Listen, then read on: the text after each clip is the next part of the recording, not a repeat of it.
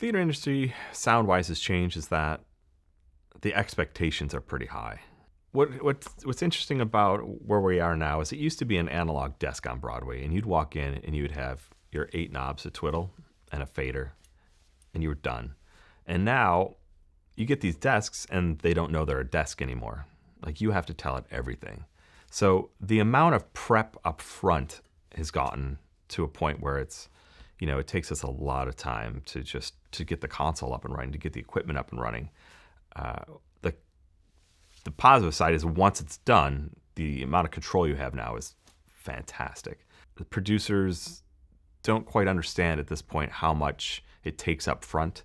So, like, we are always begging, I need 3 more days to do this. And they're like, well, it didn't take us that long 5 years ago to prep a show. I'm like, well, yeah, but I have to program all of this equipment. All these computers now need to be able to talk to each other. I actually rely now on programmers because it's gotten to the point where I look at it and I'm like, wait, what's the operating system of this at this point? And we become computer technicians, and I try to take a step back from that as much as I can so that I can just do my job.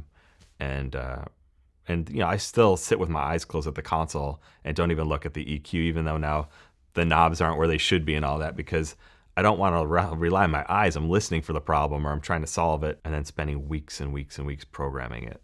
Hopefully that'll get faster and faster. And I know the manufacturers know that's where we want to go, because I've seen them come to our shows and be like, so how long did it take you to do that? And I'll be like, well, I spent 3 weeks doing these drawings and verifying and doing the math and then putting it into your calculations and using your proprietary, and this is what it said, and then I verified it with this. And they want it to be quick. They want us to walk in and go, here you go, here's your PA, rock and roll. As the audience has gotten younger, the expectations are that it's going to sound more like it does at home.